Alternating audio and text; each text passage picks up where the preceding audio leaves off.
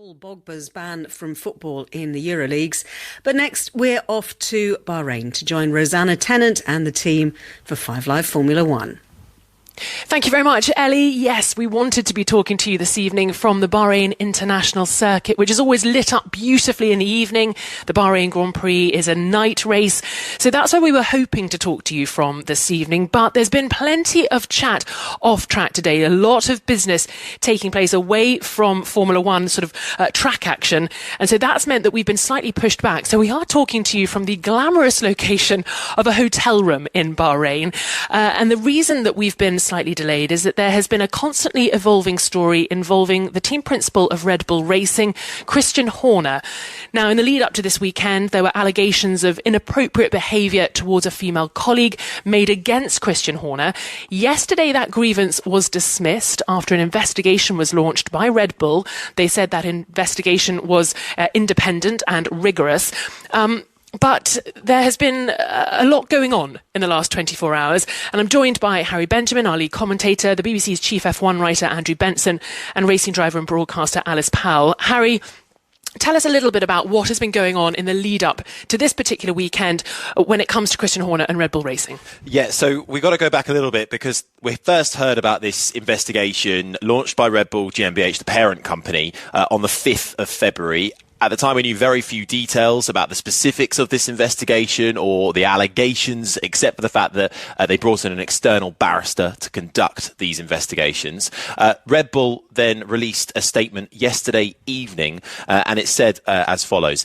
The independent investigation into the allegations made against Mr. Horner is complete, and Red Bull can confirm that the grievance has been dismissed. The complainant has a right of appeal.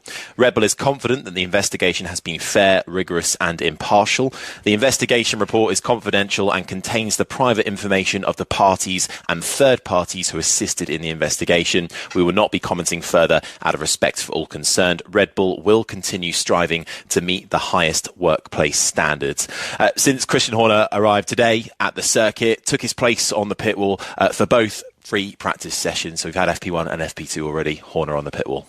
Absolutely, and I was down in the pit lane. I saw Christian Horner on the pit wall, but it was during FP2, Andrew Benson, that there was a bit of a development. What can you tell us? Well, Horner has again denied allegations of inappropriate behaviour after a series of alleged messages were leaked this evening in Bahrain. Excuse me. An anonymous email with a link to messages purporting to involve Horner was sent to Formula One personnel and media on Thursday. Horner said, "I won't comment on anonymous speculation, but to reiterate, I have always denied the allegations." A drive of messages was on a link in the email which was sent to 149 people involved in the sport. The FIA is aware of the messages and is discussing the matter with Formula One management. Now, this has been a bit of a dark cloud hanging over the sport, and Alice Powell, as a racing driver, as a female racing driver, what's been your reaction to this? How have you felt as you've watched on and seen this develop?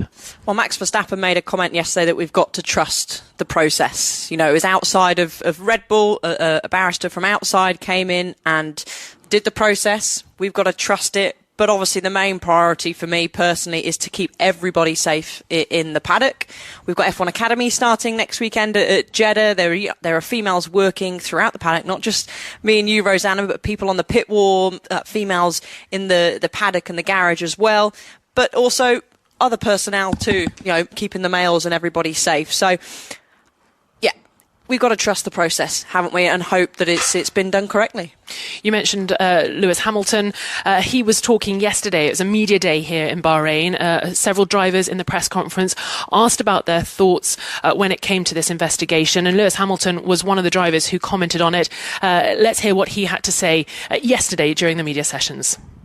I think we always have to do more to try to make the sport and the environment that people get to work in feel safe and inclusive, and any allegations has to be taken very seriously. I definitely, obviously we don't know everything that's gone on, but it does need to be resolved as it's hanging over the sport, and it will be really interesting to see how it's dealt with moving forwards in terms of and the effect that it may or may not have on the sport moving forwards. I think it's a really important moment for the sport to make sure that we stand true to our values. So that was Lewis Hamilton speaking yesterday in the press conference, and it was Andrew Benson who asked him for his thoughts surrounding this investigation into the allegations of inappropriate behaviour towards a female colleague of Christian Horner's at Red Bull Racing. Andrew also got some reaction from some of the other team bosses, McLaren's Zak Brown and Mercedes team principal Toto Wolff. They were both speaking in the team principal's press conference earlier on today. Well, I just read the statement, which was pretty basic, I would say. My personal opinion is we can't really look at behind the curtain. At the end of the day, there is a lady in an organization that has spoken to HR and said there is an issue, and it was investigated. And yesterday, the sport has received the message it's all fine. We've looked at it, and I believe that with the aspiration as a global sport on such critical topics, it needs more transparency. And I wonder what the sport's position is. We are competitors, we are a team, and we can have our own personal opinions or not. But it's more like a general reaction or action that we as a sport need to assess what is right in that situation and what is wrong. I read the statement. I think from what I've seen, there continues to be a lot of rumors and speculation, questions. I think the sanctioning body has a responsibility and authority to our sport, to our fans. I think all of us in Formula One are ambassadors for the sport on and off the track, like you see in other sports. And so I think they need to make sure that things have been fully transparent with them.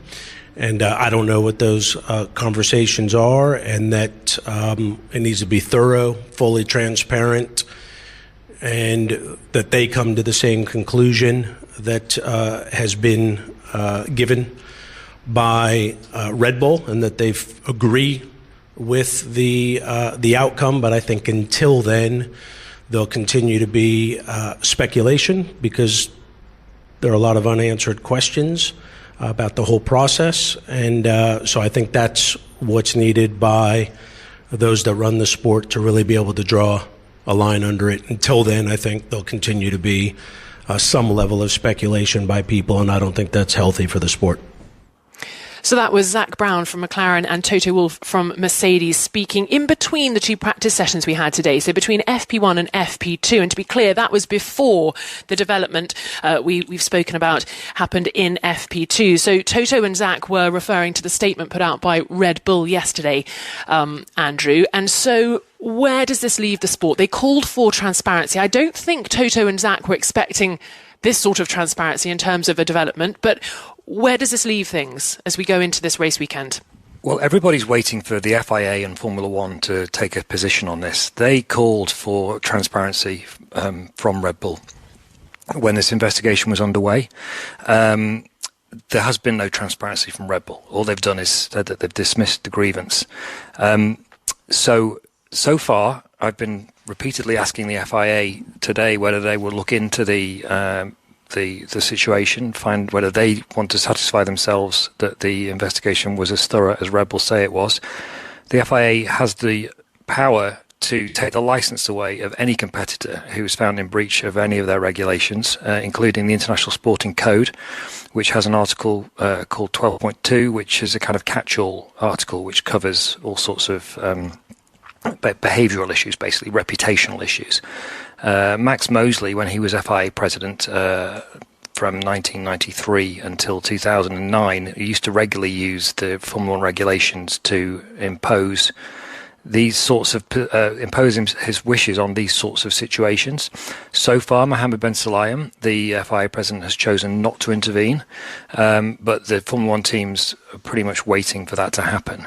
Formula One doesn't have any power itself. That's Formula One Liberty Media, the commercial rights holder. But they are concerned about the situation. There's obviously a reputational risk for the entire sport here if these allegations are proven to be true. So for lots of people in the sport, it's a waiting game, wanting to see what the FIA are going to do. So this could impact Max Verstappen and Sergio Perez, perhaps, if the article was triggered, because they may therefore not be able to take part. That's as bad as it could get, essentially. No, I don't. It would never get that far because they're not involved. This is about Christian Horner and his behaviour towards a female colleague and whether that was appropriate or not. There's all sorts of potential things that could be involved in that. There may be nothing involved in that. That's Red Bull have obviously decided that nothing to see here sort of thing, as Toto Wolff put it.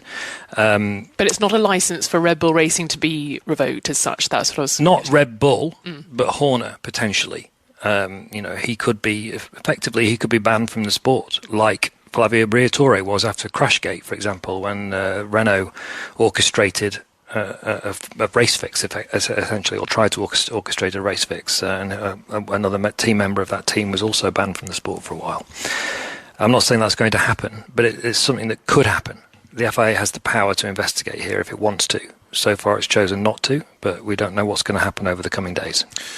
Transparency really is the word of the day, isn't it? And I think it will remain so for quite some time. And just on what Andrew is saying, I do think the FIA, the sports governing body, motorsports governing body, not just Formula One, but also Formula One, the sport, I know they are limited in power in terms of what they can force Red Bull to do and whatnot. But until that transparency is met, there will be constant unanswered questions. And I think the FIA and Formula 1 owe it to not just those other teams that are part of this sport, but the entire paddock to make sure that enough has been done in the correct manner and that everybody is on board with this. They don't have to reveal all the inner workings of it, but that actual process has to be clear as day. So we all know, tick box, okay, that's been followed, great, that's been followed, great, okay, they have done the due diligence, their work.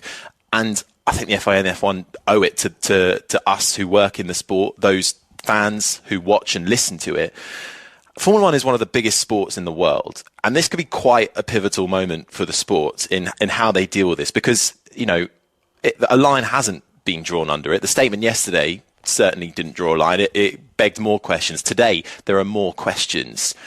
They will forever go unanswered unless a higher body steps up, and the next higher body is Formula One and the FIA.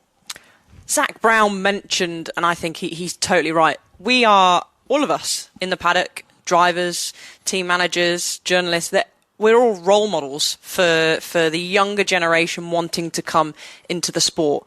And we want the parents to encourage them to take up roles in the sport. There's plenty of initiatives out there to try and get youngsters, particularly girls as well, into the sport. So I think that's why we need the transparency. So we continue to encourage, because the sport, we want the sport to be safe, and the sport is safe, but then when there's all this and people aren't too sure what's going on, as you said, Harry, it's really damaging for the sport. And of course, we are entering the season, the longest season ever. Formula One wanted to be all singing, all dancing, didn't they, this weekend? And it's really cast a dark shadow over the sport. And Andrew, I know you're constantly across what's going on at the moment. I mean, the other question here is Red Bull's partners. So before this verdict came out from Red Bull yesterday, Ford, who are Red Bull's engine partner from 2026, one of the biggest companies in the world, sent a letter to Red Bull expressing their frustration at the lack of transparency and the time it was taking to resolve the issue.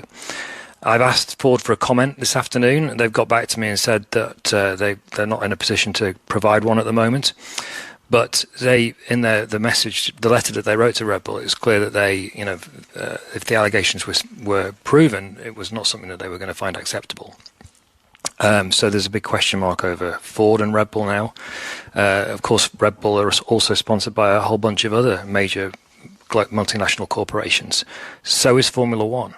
And in Formula One, when money is at stake, that's when things tend to happen.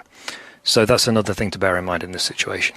Christian Horner has denied the allegations all along, but do you think at this point it would be for the greater good, both for Red Bull, for the partners that you've spoken about, Andrew, and for Formula One and the FIA, if he removed himself from the sport? Does he need to take the action now? Well, I don't think it's not for us to make judgments on this sort of thing. But what I think you can say, and what everybody in the sport has been saying, is normally in this sort of situation with big companies, if a CEO or a figure of authority was involved in this sort of allegation, they would at the very least be suspended until it was properly investigated. That didn't happen with Red Bull.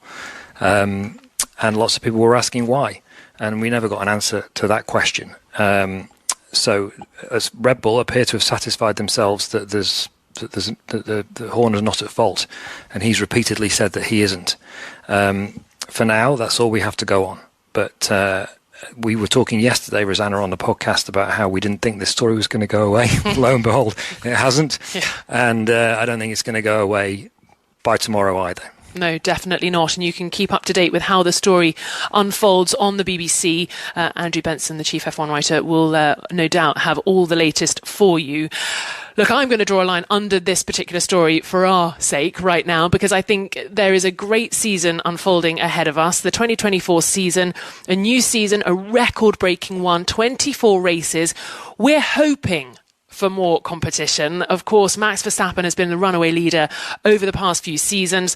Let's talk about what we may or may not see this year. We've had testing, 3 days of testing. We've had 2 practice sessions. From that, what are we hoping for? What would we be happy with in 2024, Alice? Of course, an incredible title battle. That's what we want to see, isn't it? Great racing.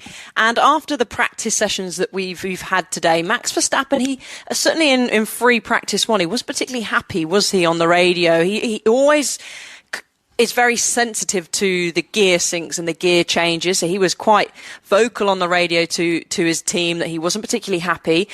And then during free practice 2, we thought, they must get that sorted. And it didn't look like well, there was no comment on the radio, but we were all expecting Max to suddenly jump up and be at the top of the times. And he certainly wasn't. It was Lewis Hamilton and George Russell that were leading the way in a much more relevant session to the conditions. Free practice 1 was quite warm. It was very windy. Free practice 2 it was run pretty much at the same time. We've got qualifying tomorrow. Yeah, plenty to discuss. We will get through all of that through the show. Harry, for you, 2024, I imagine you're hoping for a tight title battle. You're going to be commentating on it. But what more do you want to see from Formula One in 2024? I want to see, I want to see excellent racing up and down the grid. I want to see what was really interesting last year was the development race as well. You know, Formula One is just as much about the on-track racing as it is the off-track racing. And just to give, a bit of an example, this time last year we were looking at the McLaren team with Oscar Piastri and Lando Norris at the wheel, and they were woeful. So far back, the car, Andrea Stella, the team principal, said we're not anywhere near where our targets want to be. We're behind. But then suddenly, a few races down the line, they brought this big upgrade package. It worked, and it catapulted McLaren up towards the front. Not as far as Red Bull, but they were suddenly in the fight for podiums. And I think the position we're in at the moment with some teams, I'm hopeful that we are going to see that, because we have got a few teams, certainly Alpine, one of the big constructors in Formula One, are right down the bottom, and no one wants to see that. And at the moment, they're looking, if they're not the last team, the second to last team. And I'm hoping that we're going to see that close up, because although Red Bull have a gap, so far last year, the battles behind them were really tight, and they were certainly worth tuning in for. You were getting excited about the battle for P7, at least. I love a battle for P7 and P6. Bring it on every time. Someone's got to get excited about it. Absolutely. Andrew, I'm going to take it a step back, though. I've billed it as the record-breaking, exciting season, 2024, 24 races. But is that too many races? Is it going to be quantity over quality rather than the other way around? Well, Carlos Sainz, the Ferrari driver, said that he believes it could be, especially if there's domination, basically, and that's what everybody expects to see. The headline lap times today with Hamilton in the lead at the end of the second practice session, I don't think were a reflection of the true competitive order. The race simulation runs that the teams do, normally a better read of that, and on those, the Red Bulls were clear of the field by about 0.3 of a second a lap. Mercedes next, then Oscar Piastri did a good run in the McLaren, but the order's basically what we thought apart from Piastri's run. So Red Bull ahead, and then a really tight battle between Mercedes, Ferrari, Aston Martin. So not much has changed from last year to this, but hey, look, it is very early on in the season. You never know. Well, I normally start with Red Bull. We normally talk about the leaders, Max Verstappen, Checo Perez. But actually, I'd like to start with Mercedes. And Alice, you chatted a little bit about Mercedes, and Andrew, you mentioned that they were right up at the sharp end this afternoon. But let's talk about the news that sort of got the winter break sort of a bit more excitable, I think. Woke us all up. Yeah, exactly. Got us out of hibernation. Lewis Hamilton announcing that he's going to move to Scuderia Ferrari for 2025. I think quite a few people may have turned on their TV this weekend expecting to see him in red. But no, they've got to wait another year until he joins the Italian team.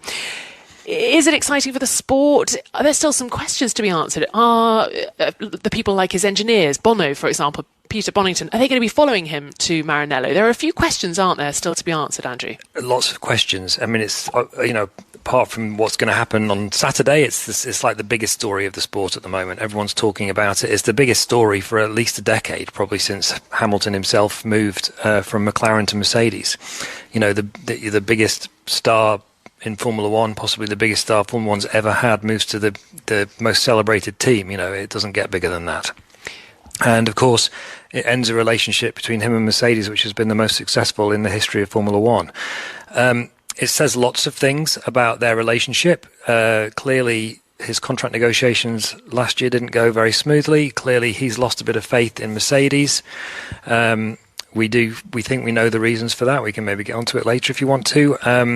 But it just adds an extra, thankfully, because we might need them, an extra dynamic to the season. Even this weekend, Rosanna, George Russell, Lewis's teammate, has been saying some things that made our eyebrows raised, hasn't he, about how the car's been designed around Hamilton, and let's hope that works out.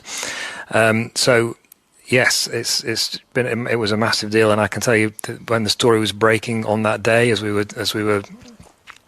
I was finding out whether it was true or not that it was happening, it was one of the most intense, dramatic days I can remember as a Formula One journalist. And another tense and dramatic day was Harry Benjamin hosting the press conference. So you were there listening to Lewis Hamilton in the lead up to this particular race weekend, being asked questions about the move. And he alluded to the fact that George Russell has a very close relationship to Toto Wolff, which I would have said Lewis Hamilton had as well. But it was odd that he pointed out how close George Russell and Toto were. Do you think that's part of why the relationship has slightly changed and why he's deciding to pursue other challenges, shall we say? Well, Hamilton knows how to play the game perfectly for once. So he knows exactly what he says and how to say it will always, raise interest. And clearly, so what's what Andrew said, what George Russell has also been speaking about this weekend has raised eyebrows. It all goes back to sort of the development of this car and the new regulation change coming in a couple of years ago now, and Mercedes going for this zero side pod effect and it not panning out. And Lewis Hamilton, we've since learned, repeatedly asking to go in a different direction and having a certain saying things and then not being listened to and going in another direction. And Mercedes then going in a different direction and not listening to their lead man, the 7-time world champion. And I think that has is one of the big effects as to why he then obviously signed this new 2-year deal, which we now understand had an opt-out clause. He saw something over the winter perhaps he didn't like. The offer from Ferrari comes in. He is in his twilight years of his career now. Hasn't got much to lose. Why not hop over to Maranello and see out your career in red, much like I think his hero Ayrton Senna wanted to do and spoke about. And he gets to live out that dream. So I think there's a multitude of things going on here, but I think it's not being listened to by Mercedes and losing a bit of trust. And he's been with them for a long time, since he joined in 2013, didn't he? So fresh change can always do one wonders. But it's Ferrari as well. When Ferrari come calling, doesn't matter necessarily where you are in your career. You pick up the phone. You go, oh, okay, yeah, fair enough. I shall speak to Ferrari. As Andrew said, they're the most celebrated team in the sport. And I bet if you went down the entire grid and said, if there's one team, you could drive for and you could have a pick. Haas. Oh, yeah. Well, maybe they could design the car around you so it would be flexible, a bit more flexible. Then it would probably be Ferrari. And it's just Ferrari. And is this a sign, you said, Harry, about it's Hamilton's twilight years? Will this be the moment that we'll see Hamilton go, right, that's it, that's the last box. really sort of realistic box ticked, driving for Ferrari, this incredible, fantastic team. If people talk about Formula One or think about Formula One, the first team they're going to really talk about or think about is going to be Ferrari. Box tick, Hamilton, 1 year, off he goes. It's going to be very interesting to see how that pans out. I have to say, I'm not sure of the fit myself, but we won't get into that It'll be now. weird seeing him in red, isn't it? It is, and I think it's going to be interesting culturally to see how he joins that team and how they respond to his sort of wishes when it comes to diversity and inclusion. I think he's been so pivotal when it comes to Mercedes' sort of actions on that, and whether he can do the same at Ferrari remains to be seen. But when we talk about Mercedes for this year, Andrew, George Russell and Lewis Hamilton working together for a final year. Lewis talking about whether or not George can be a team leader once he's left. He was a bit reluctant to get involved with that question and give his answer. Finally did, praising George's technical feedback and things like that. How's the dynamic going to be this year? Because it's going to be weird to see Lewis almost excluded from some conversations as we get further into the season. Well, I think Hamilton was being a bit of a scamp yesterday in the press conference. I fell for it all. Because he played the, I don't want to answer your question as well when I asked about the Christian Horner situation, and then he gave an incredibly nuanced, intelligent, thoughtful answer, which none of the other drivers were prepared to engage with. And it was a little bit like that with Russell. You know, he played... He paused. He paused, played dumb a bit, and then delivered a message that he was very clear. It was very clear he wanted to get across. So, I mean, the dynamic's going to be interesting. So I think Mercedes have made a step. You know, there's all this stuff about the car being designed around Hamilton. I put George Russell's comments to James Allison, the Mercedes technical director, this morning, actually. And he was really quite dismissive of it, as I expected him to be. He was like, look, the drivers give us our feedback. George and Lewis have been giving us the same sort of feedback for the last year or two. And we design the car as we see fit to give it the best performance. And that's what they've done. It just so happens, unsurprisingly, that where they've ended up is the same sort of design philosophy as Red Bull have pioneered for the last 2 years. Well, you know, blow me over with a feather. You know, it's just like, of course that's what they're going to do. That's what everyone else is doing as well. And it seems that the fundamental weakness of the Mercedes car over the last 2 years, which was instability at the rear end on corner entry, which gave the drivers a big loss of confidence as they were turning in. They never really knew what the car was going to do. Was it going to spin, or was it going to understeer, oversteer, whatever? That's gone. It's much more predictable. And so the hope is for Mercedes that now they've got what they call a good baseline, they can start putting performance on the car, because they admit that downforce-wise, they're not at the level of Red Bull. Another big thing also to think about, regulation change coming up as well in 2026. Hamilton might well have timed this absolutely perfectly, because the last big move like this was Lewis Hamilton when he made the switch from McLaren to Mercedes, joining them in 2013, did 1 year with them ahead of the new regulation change when the hybrid power came in 2014, and well, suddenly he's back on top and winning championships. He'll have 2025 with Ferrari ahead of a new engine regulation in 2026. Could this be absolutely spot on once again from Lewis Hamilton? Well, on that point, Harry, it's actually worth pointing out, I think, that the last two big regulation changes in 2017 and 2022, Ferrari started those years with the fastest car. So, you know, maybe it really is an inspired choice, as you say. The scamp knows what he's doing.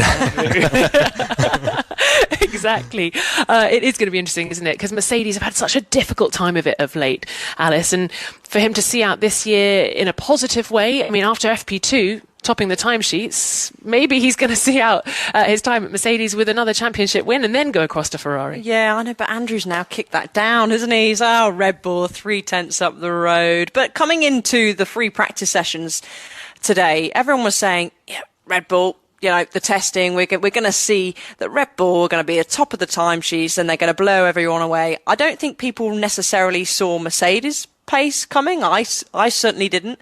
And Hamilton looked pretty comfortable. You know, he's been walking around the paddock, going to and from the garage to hospitality with a massive smile on his face. He's obviously feeling pretty good and pretty confident. So hopefully we will see a great battle starting the race on Saturday, of course, because it's all a day earlier. Hamilton, we'll have Max in there. Let's stick one of the Ferraris in there, charging down into turn one. I'm actually coming into the weekend feeling a little bit more confident that we're going to have a good battle on Saturday. Good stuff. That's the voice of Alice Powell, racing driver and broadcaster. I'm joined by the BBC's chief F1 writer, Andrew Benson, and our lead commentator, Harry Benjamin. It's Rosanna Tennant with you. Later on, we're going to discuss Max Verstappen's chances this year and assess where the other teams are as we head into this record-breaking F1 season. But first, let's get the latest BBC News with Dan Maudsley.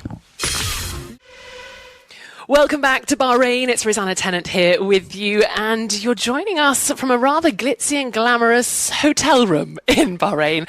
We're not at the track. We've left the sparkly lights behind of the Bahrain International Circuit, and I'm joined by our lead commentator, Harry Benjamin, the BBC's chief F1 writer, Andrew Benson, and racing driver and broadcaster, Alice Powell.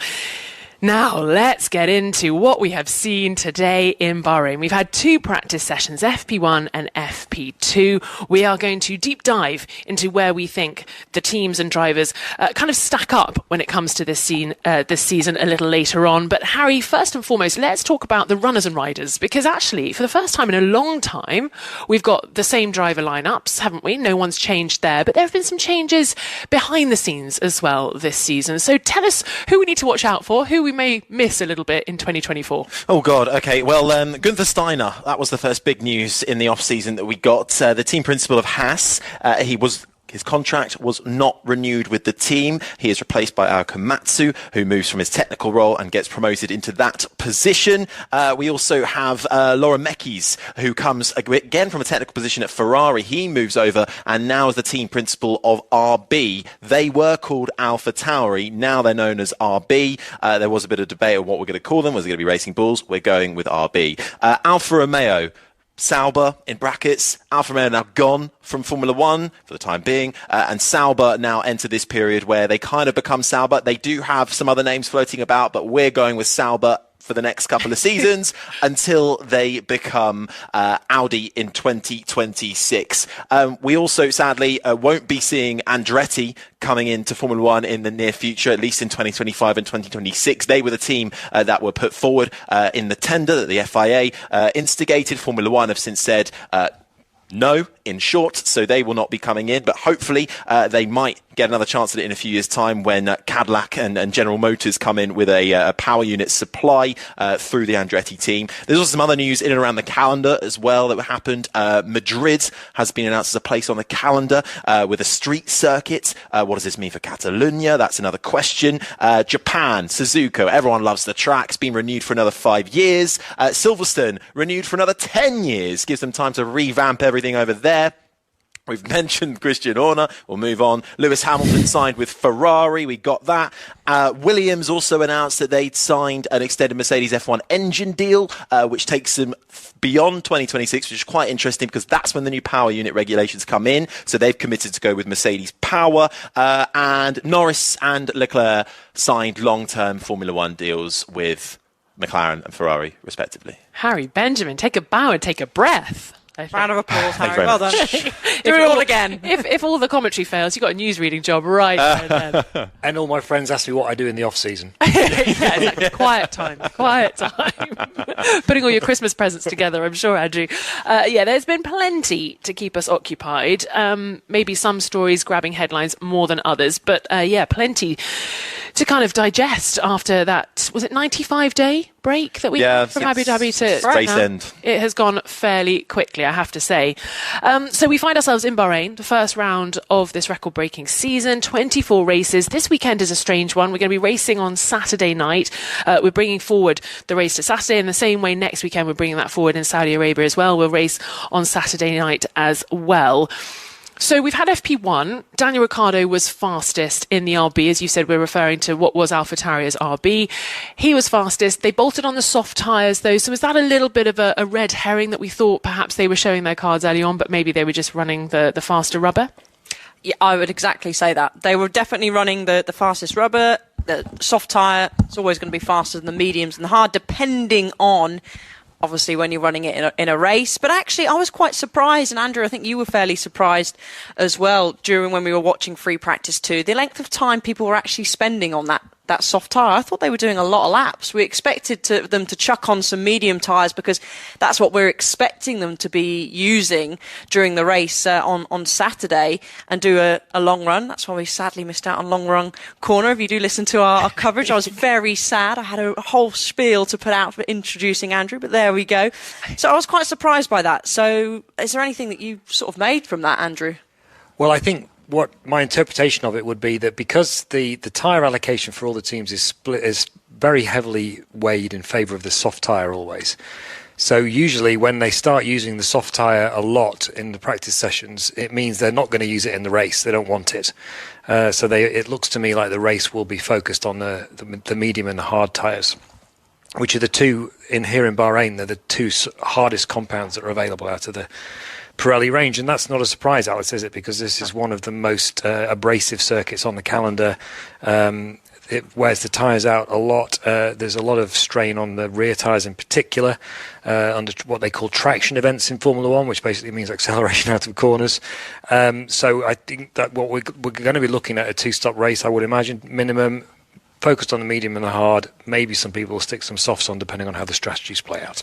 Plenty of challenges coming the teams and drivers' way. So it was RB heading the timesheets in the first practice session, Mercedes fastest in the second practice session. So let's talk about the big runners that we were expecting to be right up at the sharp end and who we expect to be right up at the sharp end for the rest of the season. Red Bull, Max Verstappen, Sergio Perez.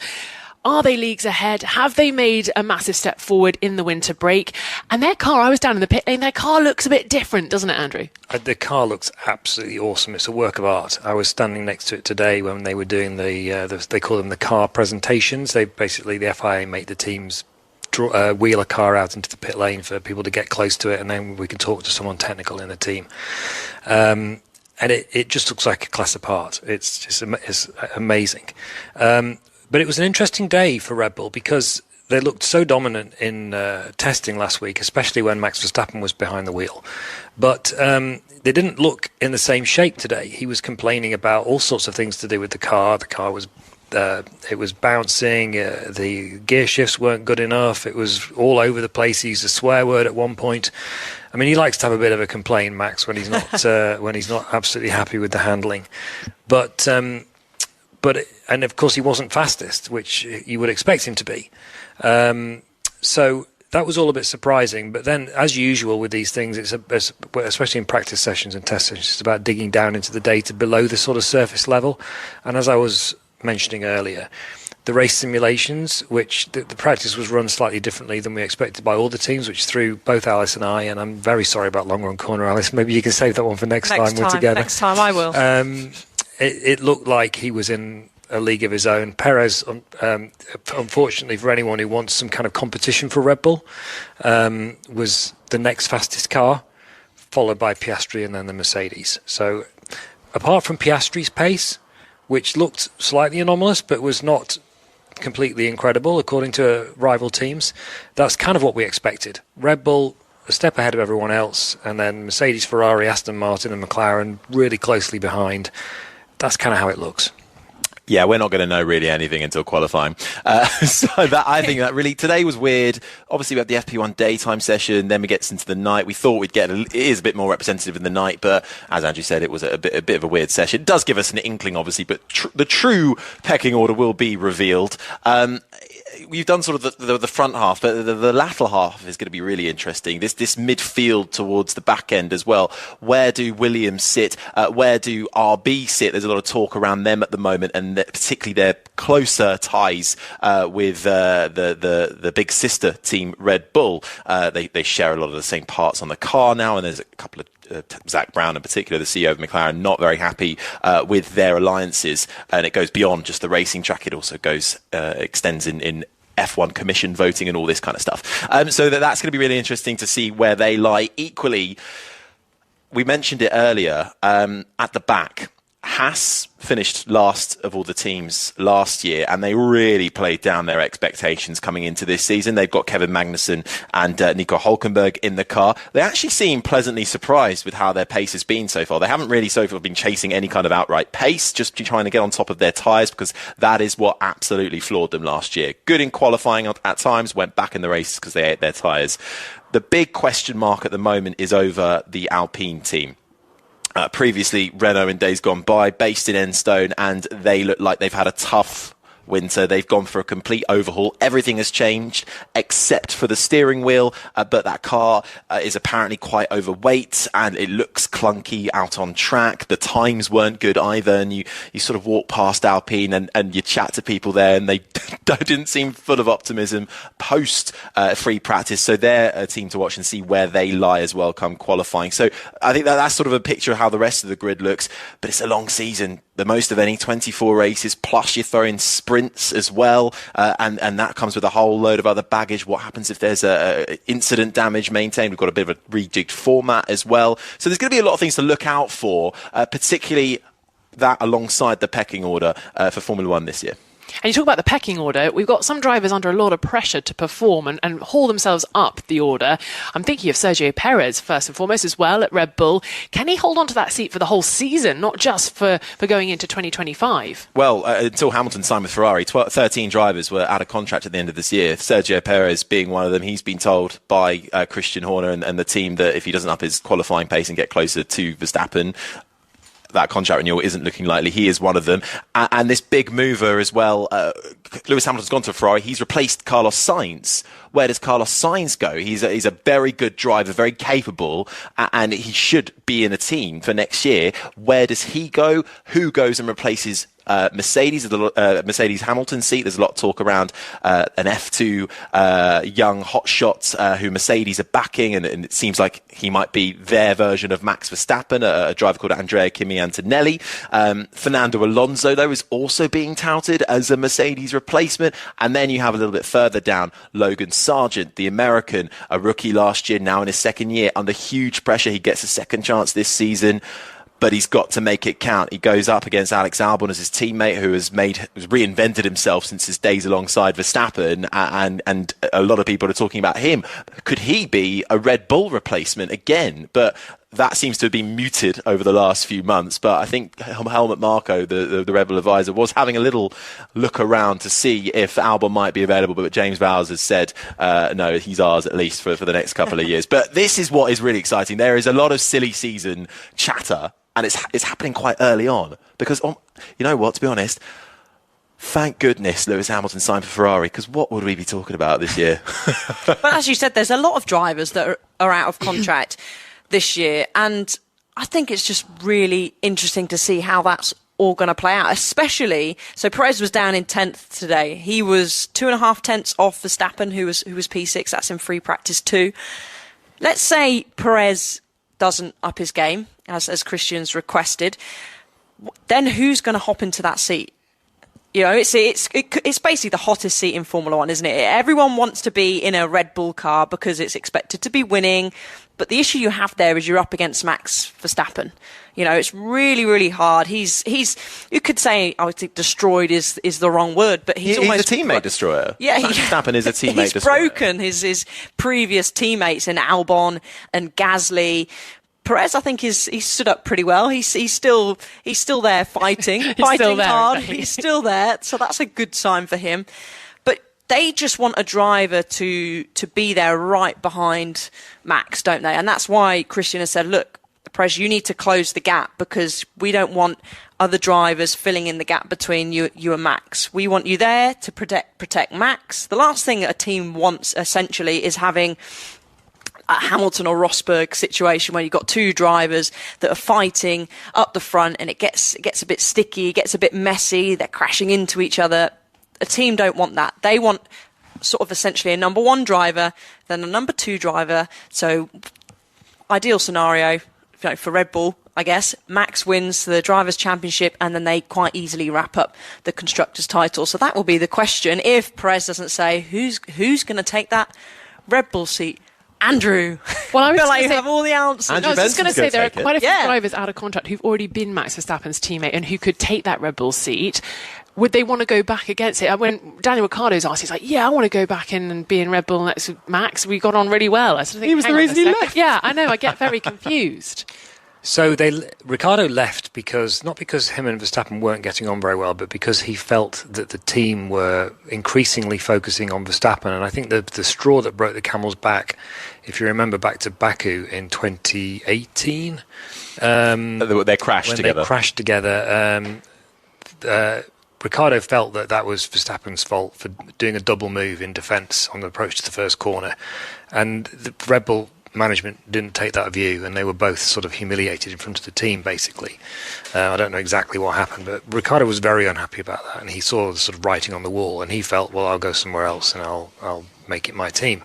Unfortunately for him, he went to Renault, and that didn't. He was competitive at Renault, beat Nico Hülkenberg and Esteban Ocon, both his teammates, but the car wasn't.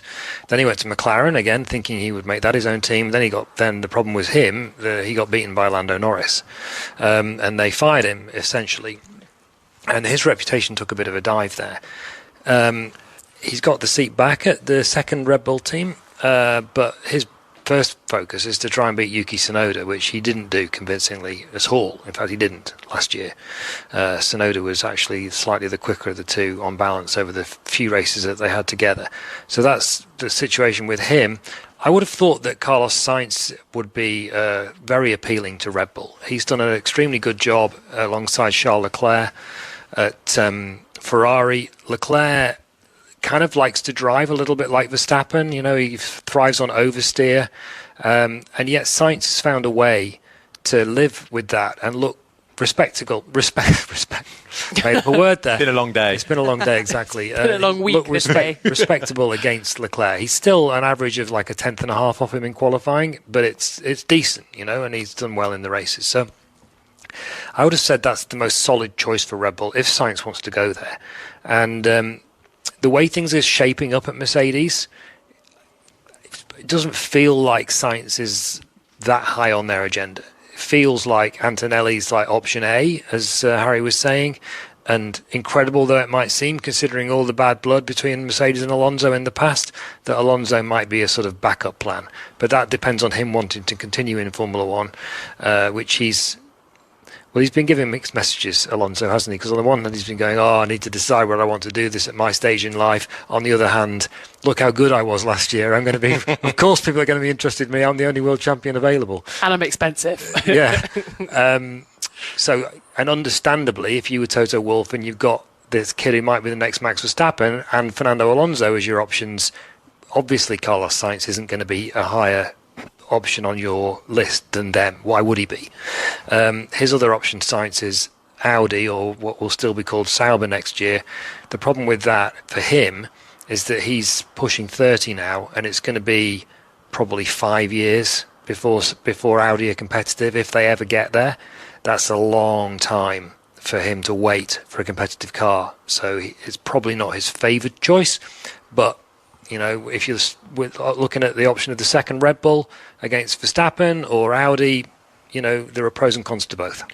Do you think we're going to have to wait a long time for some of these decisions? Because I think the Lewis Hamilton-Ferrari decision has come so early on that everyone thinks, they're all going to follow suit now and they're going to be snapping up the seats. But maybe are we going to have to wait till the summer break, like almost we usually do? Quite possibly. I think Sainz will want to get a deal done earlier than maybe teams are ready to, because he'll be quite keen to get on with that. I want to throw a name out there for maybe even the Red Bull seat if it does become available. Valtteri Bottas.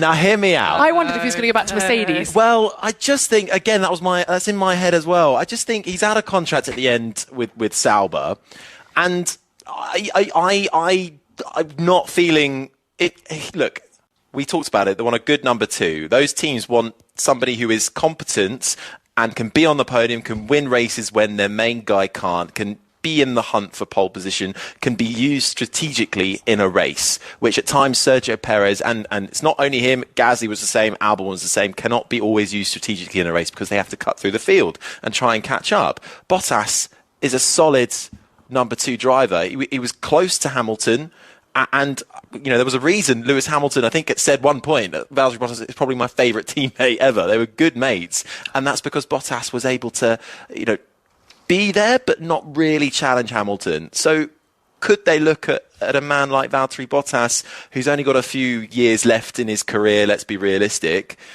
as a potential replacement for either maybe a Red Bull or a go back to Mercedes? How would George Russell feel about that, though, with Valtteri Bottas coming back? I don't know how that would work, that dynamic. Mercedes aren't going back to Bottas. No, they can't. Back to Bottas. That sounds like a terrible podcast name.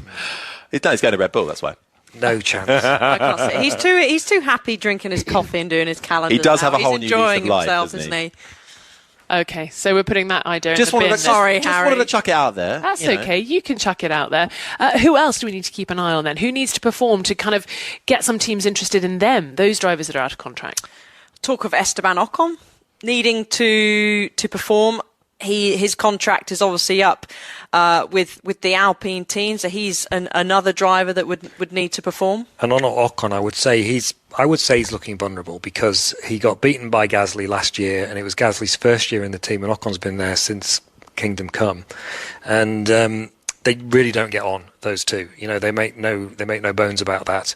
It's all over the Drive to Survive series at the moment. We're never going to be friends, they both say, and it's not just not being friends, but it blows up every now and again. And Ocon seems to be someone who just creates tension with his teammates. That's what he's like.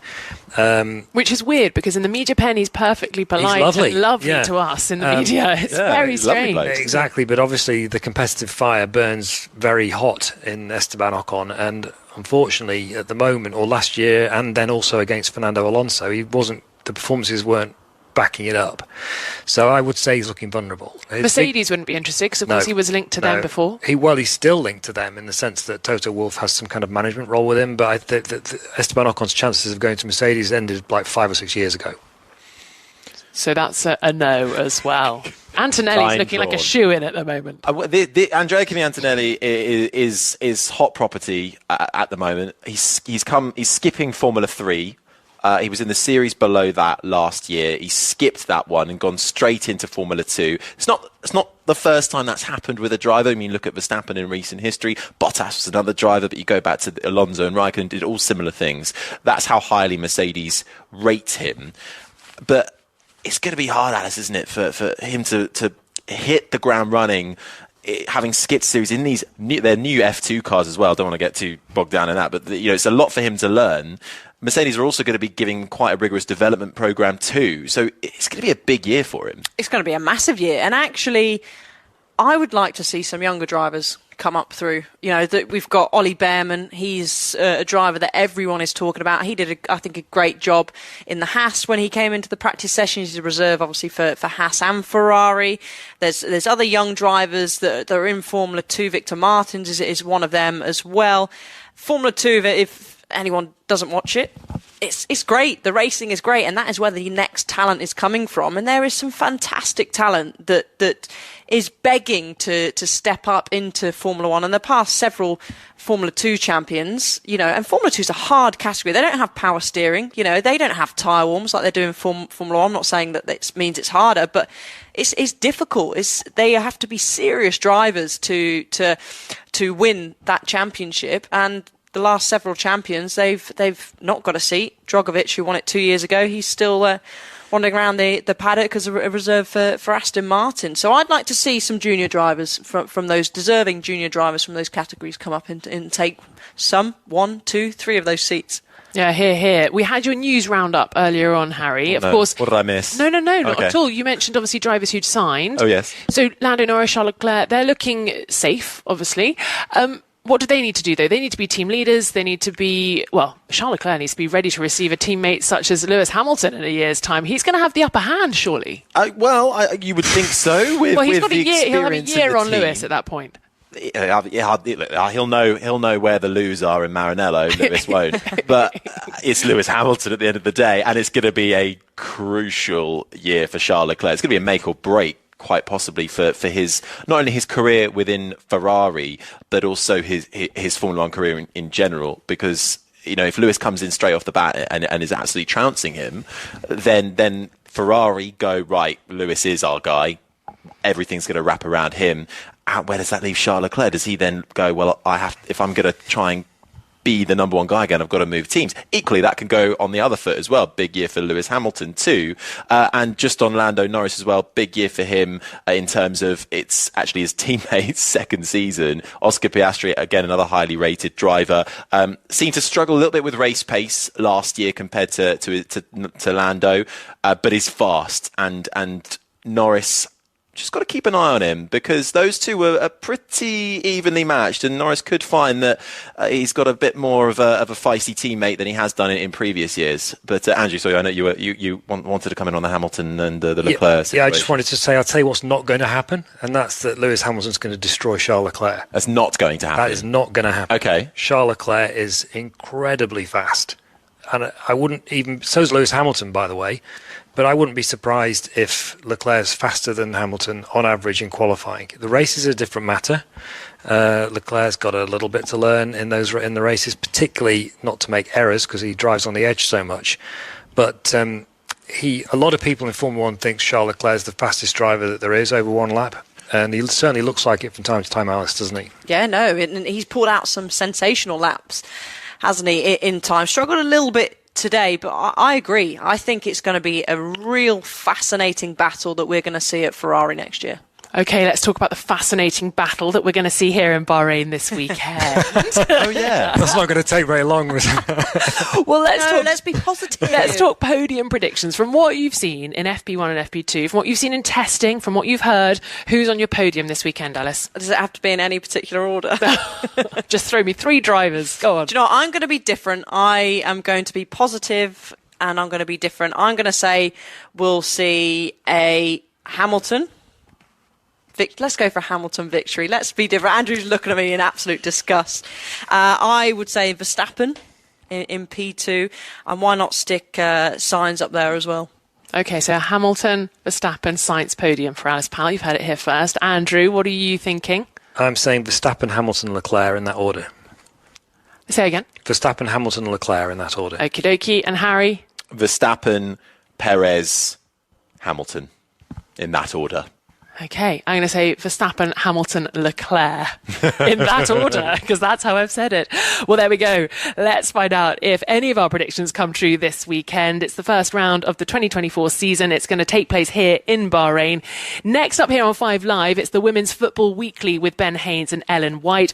We'll be back tomorrow for the final practice session and the first qualifying session of the season. Will Red Bull pick up from where they left off? We will find out tomorrow.